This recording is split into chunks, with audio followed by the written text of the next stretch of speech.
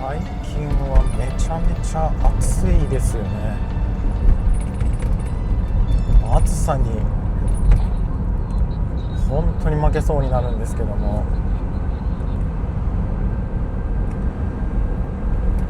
まあ僕は夏生まれではあるんですけども、この夏の暑さはですね、さすがに耐え難く、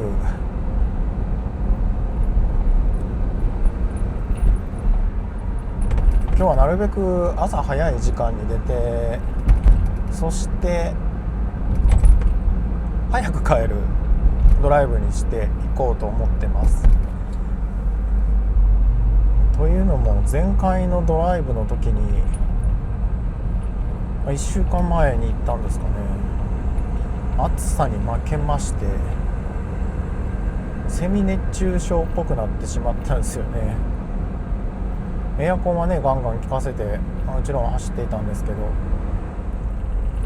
このまま、またちょっと1日使ってドライブしたら、ドライブを楽しむことができたとしても体がしんどくなってしまいそうだったので、今日は近場で楽しめるドライブルートでですね、すぐトンネル入っちゃうんでね、この辺は近場で楽しめるドライブルートで今日の S6 ドライブは行こうと思ってます。前回そこそこ遠出をしまして久美浜まで行ってたんですけども、それなりにお金も使わせていただきましたので、今回はあんまりお金を使わない方のドライブで行きたいと思います。で、僕の出発地点はですね、大阪の北部になりますので、大阪の北部から、お金をかけずに気楽に行こうとなると北に行くのがベターということになりまして、今回は、今回もと言ってもいいですかね、国道173号線を北に向かって走っています。こっち側の道はですね、便利がすごくいいんですよね。大阪の方のですね、有名な国道176号線、通称稲六ですね。稲六、稲さんとアクセスがすごくいいんですよね。そういうのもありまして、こちらの方にですね行くことが多いです。現在大阪府の能勢町に入っております。このまままっすぐ行くと道の駅があるんですけども、今回はですねちょっと道を外れまして、国道104号線の方に行ってみようと思います。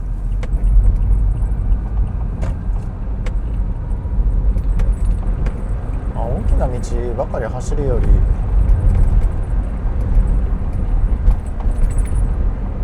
ちょっとしたこういう道を走る方が景色を楽しんでいくことができます。で、目的が何もないドライブっていうのもいいんですけども、今回の一つの目的だけ決めていまして、僕はこのチャンネルで道の駅巡りをですねずっとしていまして、近畿の道の駅は全部回ってるんですけども、回った道の駅の一つがですねリニューアルをしております。で、それが近場なんですよね。近場って言ってもめっちゃ近所なわけじゃないんですけど、比較的近い場所で道の駅がリニューアルオープンをしまして、今日はその道の駅に向かっていこうと思ってます。それがですね京都府になるのかな、京都府になると思います。京丹波町の道の駅になると思います。で、そこはですね目的地としておきまして、もうそっちに行ったら、あとはですねもう帰るみたいな感じのドライブコースにしていこうと思ってます。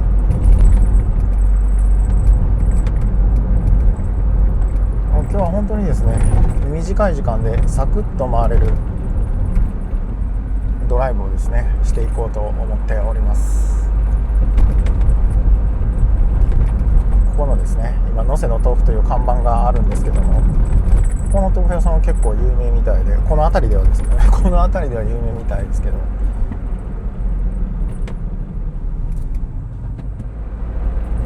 この時期はやっぱりのんびりと朝の時間を楽しむのがいいですね。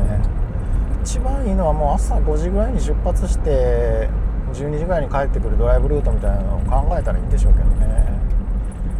朝起きれるか問題があるんですけどね、最近本当起きれないんですよ。いや本当朝なるべく早く寝て朝早くに起きていくドライブも夏のうちはいいですね。その方がよりいいですよね。人の混雑を避けながら、なんかお店に行ったりっていうのがなかなかできなくはなりますけどね。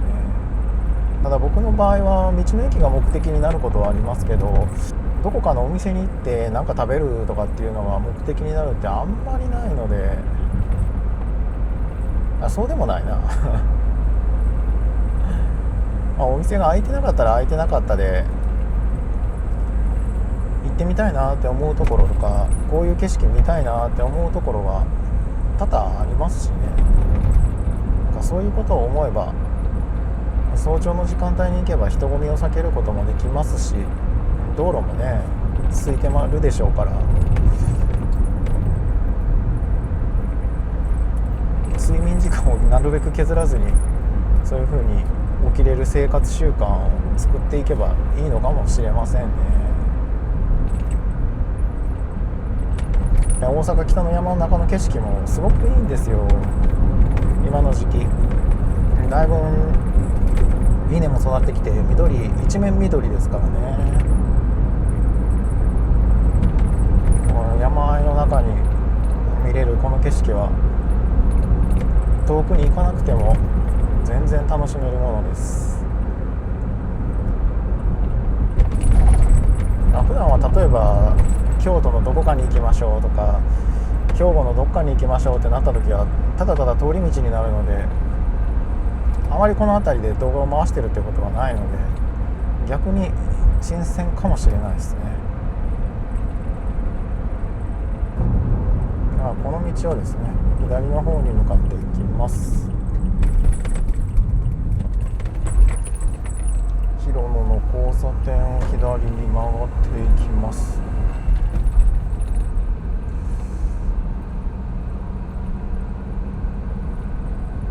京都府にある瑠璃渓という場所に向かって今は運転をしています。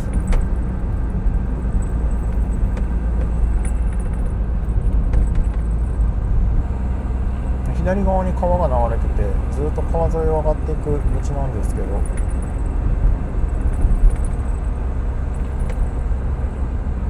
この辺りも S6 のドライブをですね楽しむには快適な道、最適な道だな、最適な道が続くんですよね。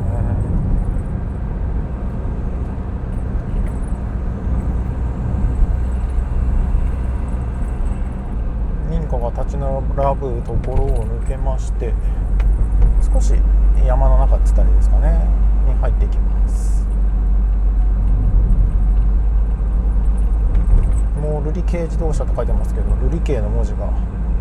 出てきてますね。本当に田舎の景色が続いていきます。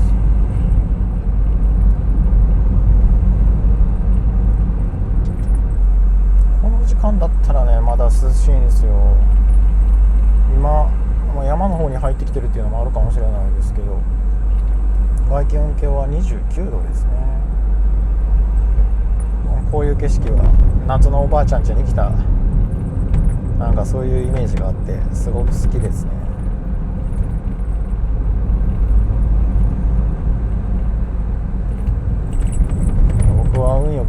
家におばあちゃんの家があって、ちょっと大阪ではなかったのでめったに連れて行ってもらうことはなかったというか、結構連れて行ってもらったか、なかなかね行くことはできなかったんですけど、おばあちゃん家に行くの好きだったんじゃないかなっていうのを思い出しますけどね。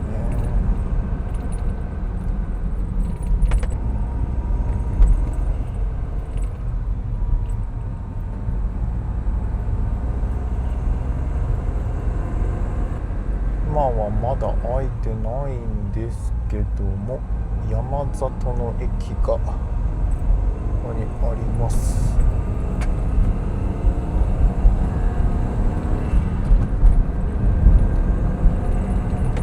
そしてここからですね、京都府の南丹市に入っていきます。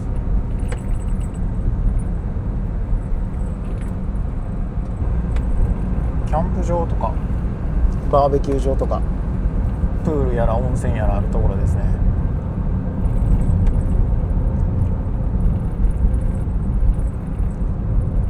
この左側には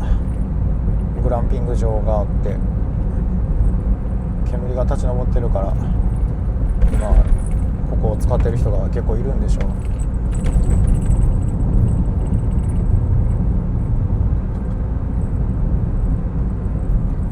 を横目に見まして、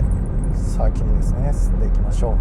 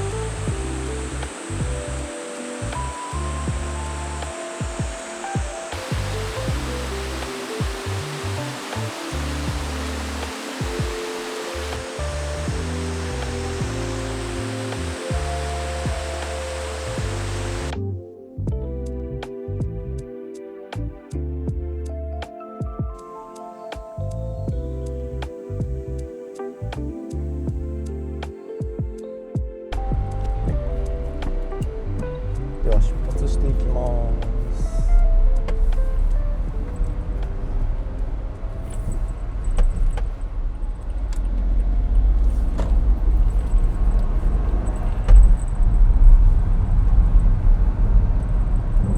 今ドライブをしている横にルリケイという、これ川の名前じゃないんですよね、多分ちょっと分かんないんですけど、ルリケイという場所があるんですけど、渓谷ですよね。遊歩道が整備されてて、歩いていくと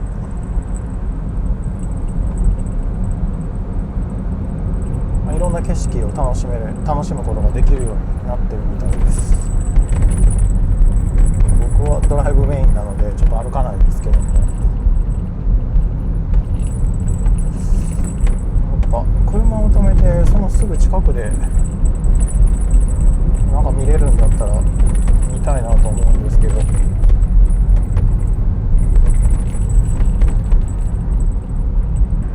そんな横着はさせてくれそうにはなさそうです。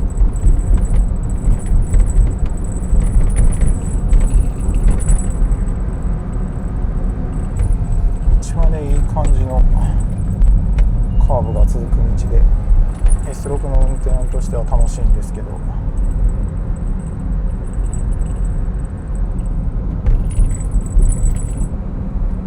かなり下の方になってるのかな。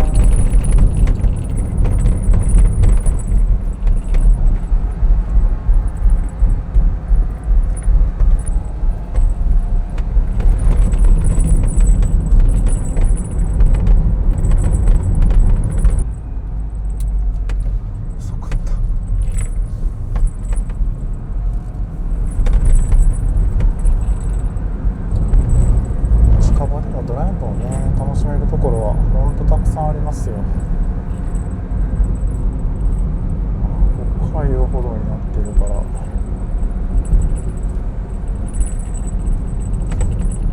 あれだけ降りてきたやつ歩かなあかんってことか。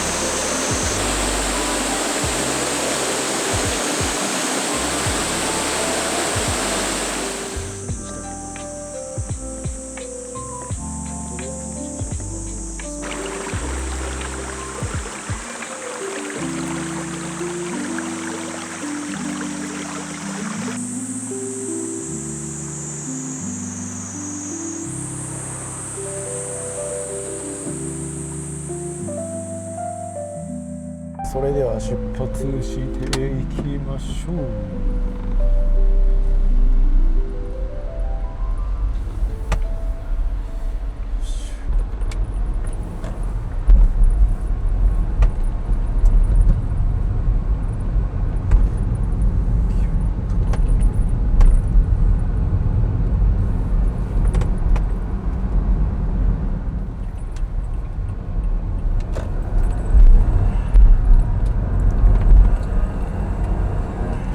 ルルケは歩いたらいろいろと見るもんがありそうでしたけども、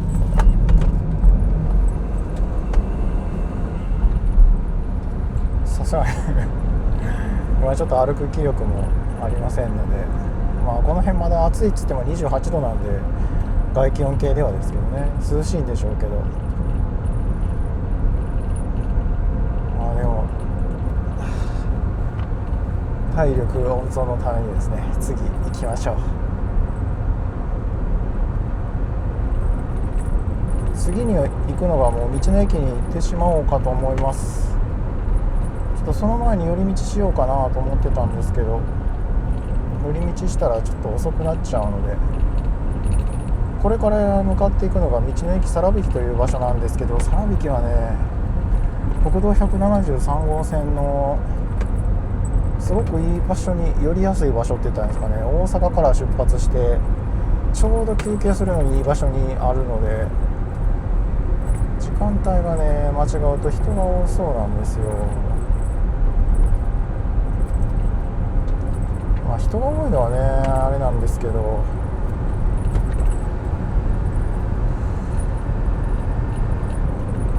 ゆっくり買い物したりするんだったら人が少ない方がやはりいいなと思ってしまうので、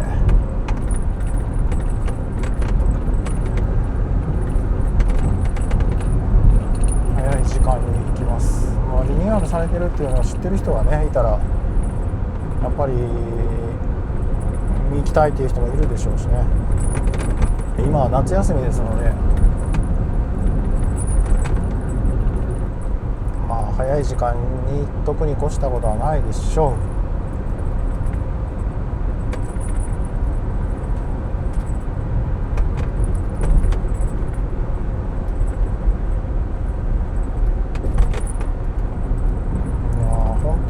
感じの道が続きますよね、このドライブコースも。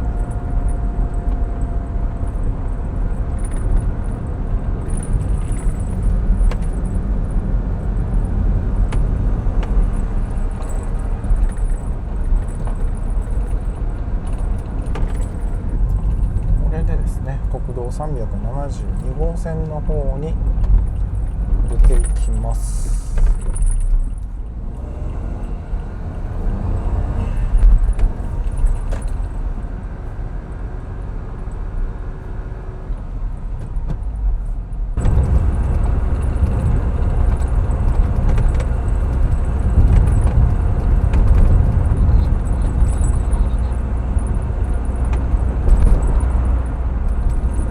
トンネルを抜けて南丹市からですね、兵庫県丹波篠山市に入ります。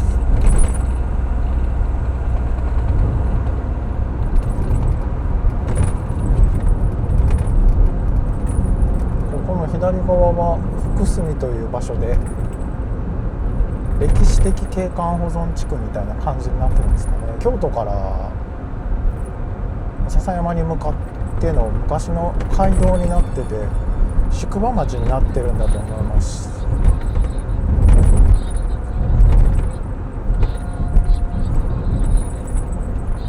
まだ朝の9時台だったので歩いてもいいなと思ってたんですけど、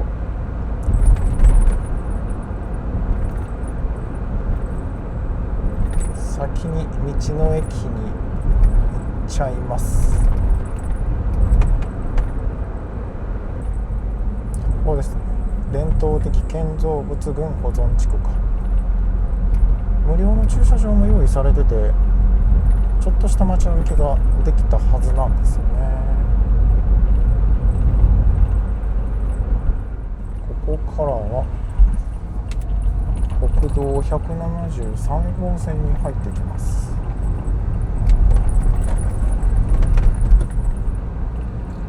国道372号線を行こうと思ったら、この先の交差点の左に行くんですね。そしたら姫路方面に向かうことができるんですけど、今日の、一番の目標、メインイベントといったらですかね、道の駅さら引きになりますので、これまっすぐ行きます。国道173号線はですね、よく走ってる道なんですけどね、この辺りがのんびり登場することもないでしょうし、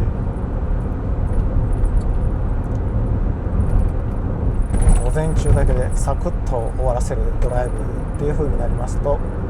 この辺りがですね、7時出発だったっていうのもあるんですけどね、この辺り走るのが限界になるんですよね。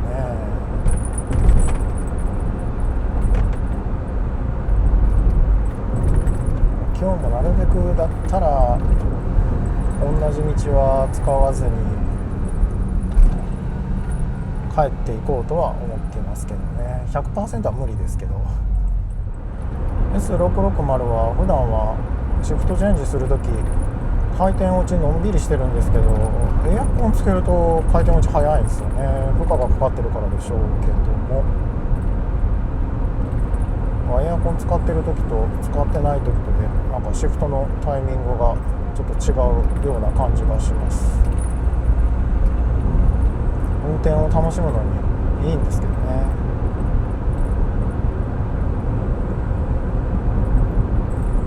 この左手には笹見48滝ですかっていうのがあるんですけど、ちょっと気になりますよね。涼しそうやし。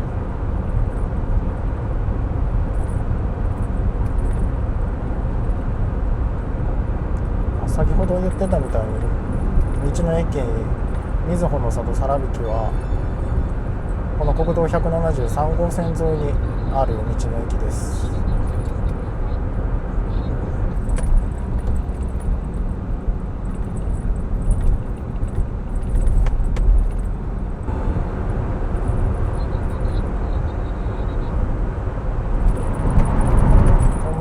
トンネルを抜けてここから京都府の京丹波市に入ってきます。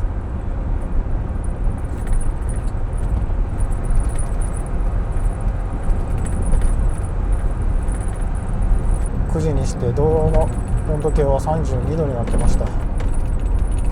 S6 の外気温計で31度です。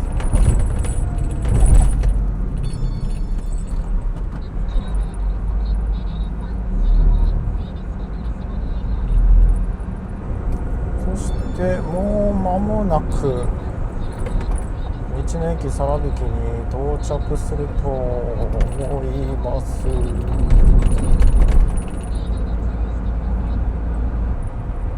今日はちょっとナビを使っていないので、でも見えてるね。もう道の駅に到着します。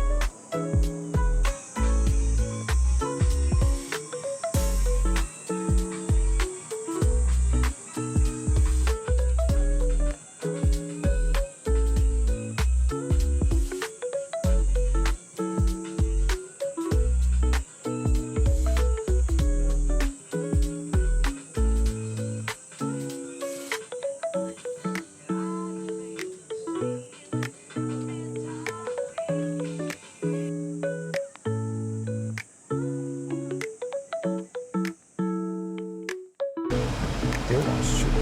発。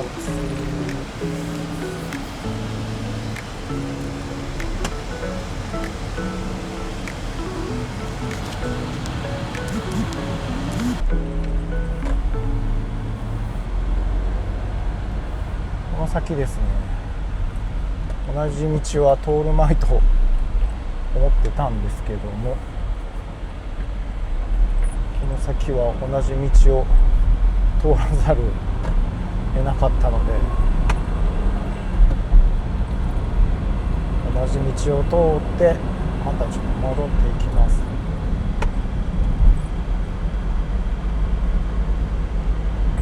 道の駅みずほの里さらびきはめちゃめちゃ綺麗になっておりまして、前の道の駅の面影がもう本当に全くないぐらい綺麗でした。商品の陳列もすごく綺麗にされていて、物がめちゃくちゃ見やすくなってましたね。で、店内に喫茶スペースが用意されていたりとかですね、ゆっくりと過ごせる道の駅、よりゆっくりと過ごせる道の駅って言った方がいいですかね、になった印象でした。佐良引に行ったら10割そば食べるか、黒豆のソフトクリーム食べるかみたいな印象が僕にはあるんですけども、まだ今日のこの時間帯はですね、食堂もちろんやってませんので、名物だと言えるものだとは思うんですけども、黒豆ソフトをいただきまして、あとそう紹介できてなかったんですけど、おにぎりサンドですね。ちょっと後でなんか挟めたらここら辺に挟んどきますけど、おにぎりサンドを買いました。でこのおにぎりサンドっていうのがですね、同じ京丹波にある道の駅、京丹波って道の駅が4つあるんですよね。アジムっていう道の駅と丹波マーケス、そして瑞穂の里、さらびき、なごみっていう4つの道の駅があるんですけども、そのなごみっていう道の駅でですね、おにぎりサンドを以前から好きで行ったら買って食べてたんですけど、最近あまり行くタイミングで売ってなくて買えなかったんですよね。で今回はたまたまさらびきの方でおにぎりサンドが用意されていましたので、思わず買ってしまいました。で今日はもう午前中だけドライブを楽しもうということで、今ですね、もうすでに帰る方面には戻っていってます。でこれをですね、国道173号線以外の道で戻っていきたかったんですけど行けなくはないんですけど、この先せっかくなんでちょっと寄り道したいなって思うところがこのルート上にあるので、こっち側から行きましょう。道の駅瑞穂の里沢引からこの先ね、行ける場所はね本当にいくらでもあるんですけど、時間をかければと言ったらいいかな。道の駅瑞穂の里沢引を出発して、この先そうですね、いろいろとドライブルートの中で景色を楽しめるというか、せっかくねカメラを持ってるので、僕ドライブも好きなんですけど、写真を撮ったりとかですね、動画を撮影したりするのも好きだからこその YouTube もやってるんですけど、左手に行ってはね面白い、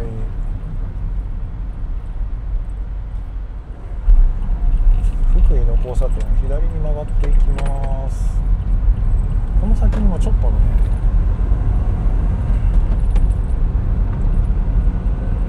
面白いのが置いてあったりとかして、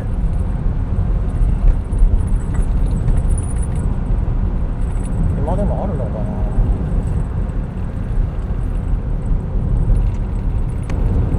いいっすよね、こういう田んぼのある景色。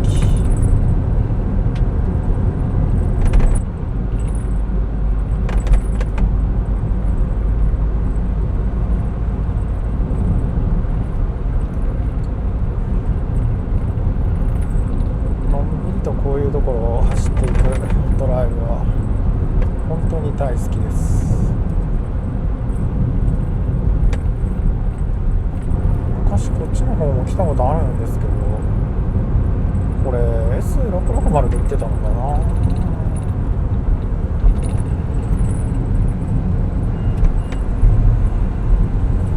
人がいるんかと思ったらかかしなんですよ。こことかね、ほらほら、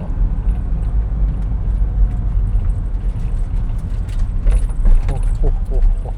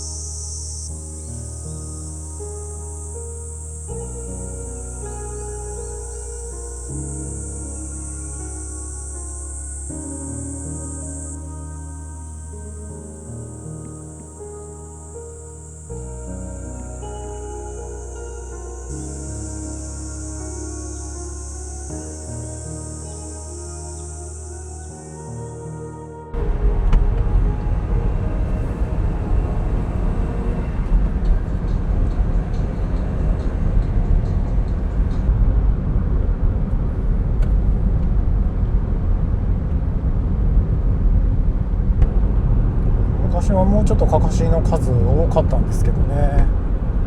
ちょっと減ってましたかね。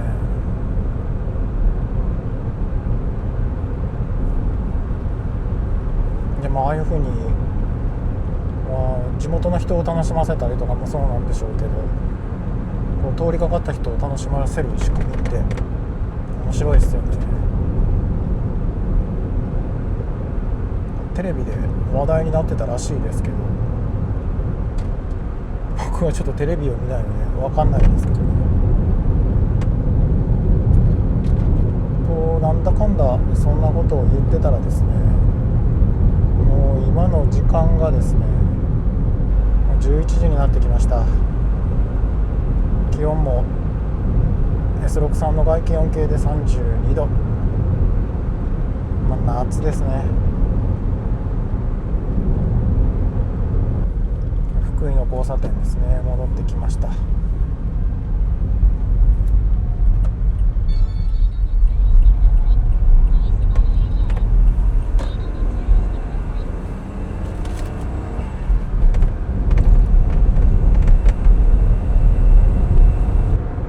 ルート的に言うと、もうこのまま国道173号線をまっすぐ帰っていくとですね、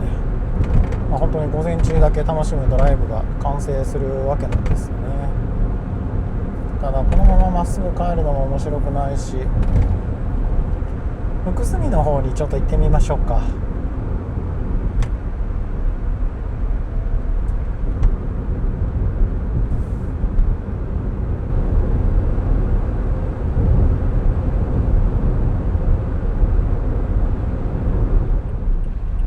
来た道を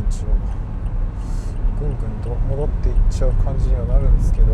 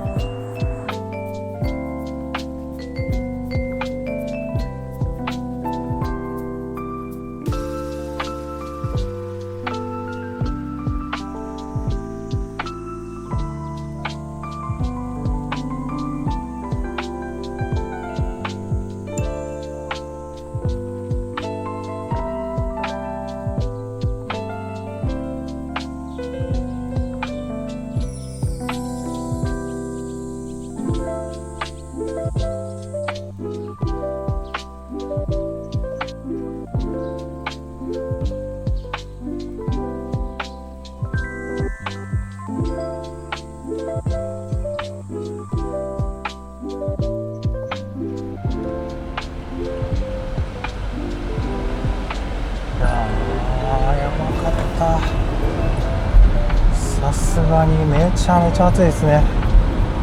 今34度みたいですけど、外。いや、これちょっと途中まで歩いてみたんですけど、残念ながら暑さにやられてしまいましたので、ほんと暑いっすわ。気合い入れて歩いてたら熱中症なるんじゃないのっていうぐらい暑かったんで、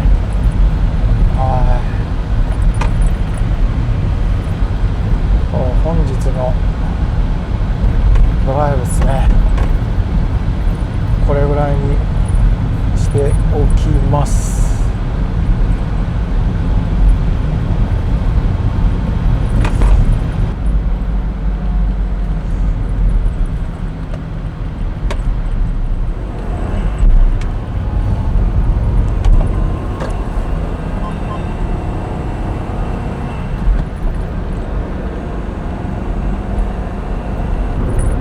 甘所街道からの山越えルートで帰っていきますか。まあどっちでもよかったんですけど、たまには違う道から帰っていこうと思います。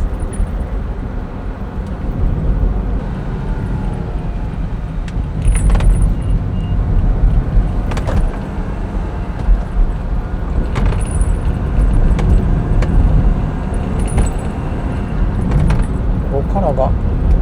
県道12号線ですね。稲川渓谷ラインっていうんですけど、こっちはね、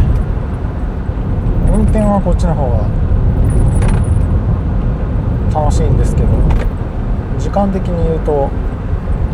さっき通ってた道の方が早いので、早く帰るんだったら国道173号線をあのまま帰ってたんですけど、今日は昼間でドライブを楽しもうということをテーマにしているので、ドライブがちょっと楽しいかなっていう思うルートで帰っていこうと思います。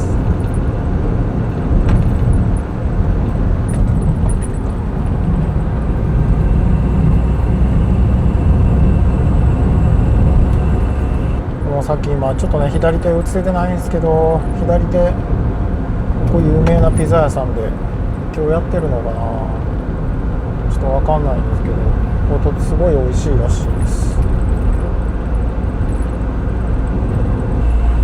こっちはね本当に気持ちがいいワインディングが続いていくんですよね。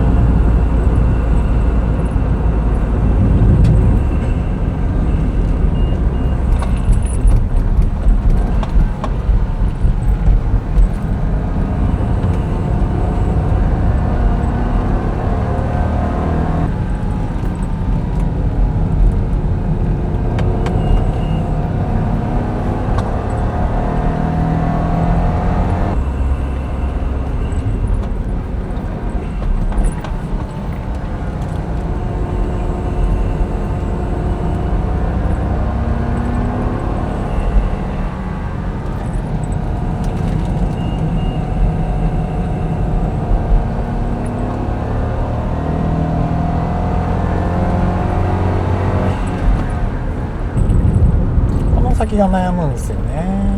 このまま稲川渓谷ラインを行くか国道173号線に戻るんですけど、籠坊温泉の方に行くかですね。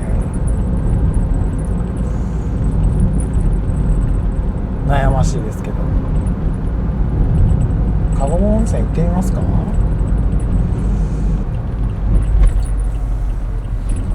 道がまっすぐがね気持ちよく走るんですけど、こ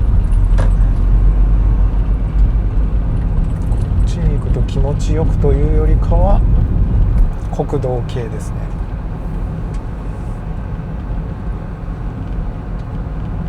僕は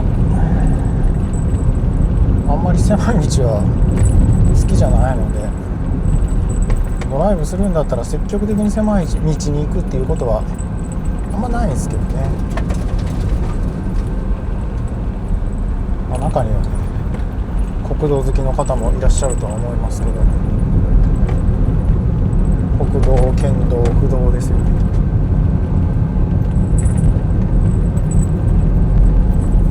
なんか今日は上手になんか一筆書き的な感じでいけなかったのが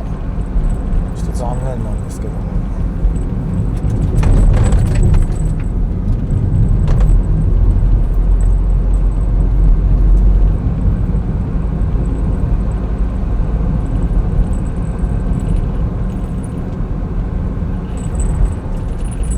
山に入っていくんで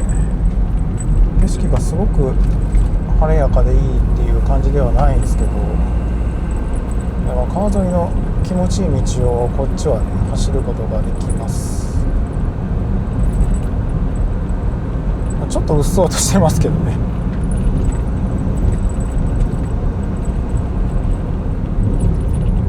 この先に籠坊温泉っていう温泉があって、多分あんまもう営業はねしてないと思うんですけど、こっっちの方来たことは何回かあるんですけど、温泉には入ったことないですよね。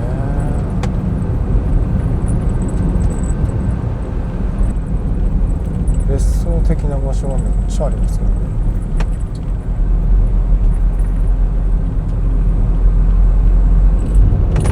この後とかに、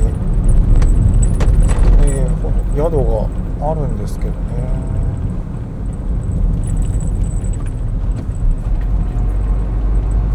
今もやってるかが不明です。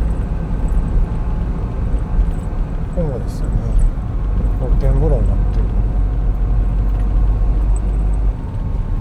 この辺りが加護湖温泉だとは思うんですけどね、民宿とかの駐車場が結構あるんですけど、どこまで営業してるのかが全然わかんないですね。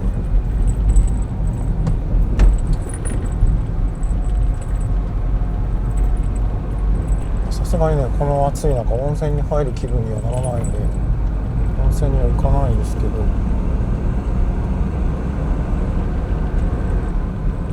先の歩道のところに三ツ矢サイダーの昔炭酸を取ってたっていう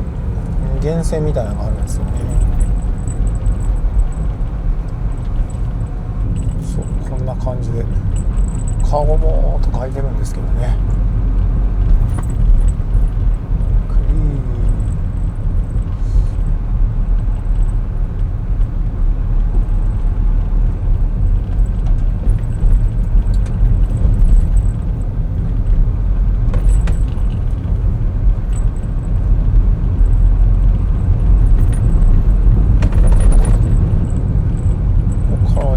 避けるポイントが少ない場所が続くので、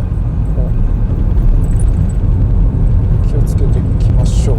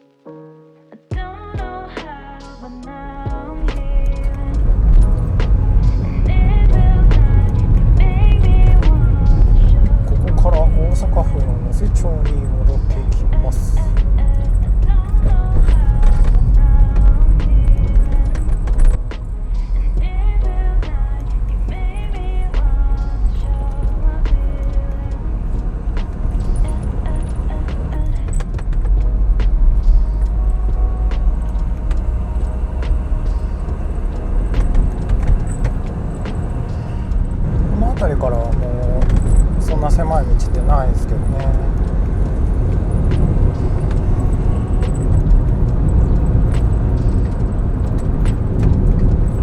ただまあこっちの方を通る人なんてそういないですよね。地元の人とか田んぼとかやってる人ぐらいですよ。ちょうどね S6 を買った頃にこの辺走ったような気がするんですよね。何回かは走ってるんですけど久しぶりです。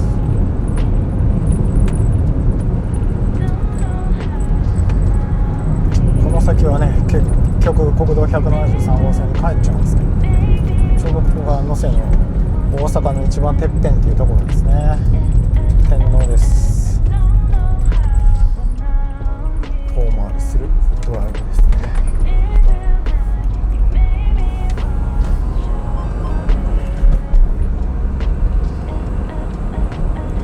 今回はドライブとしては短い距離のドライブでしたけども、午前中だけでしたしね。でも意外とね充実して楽しむことができたので、また夏の間はですね、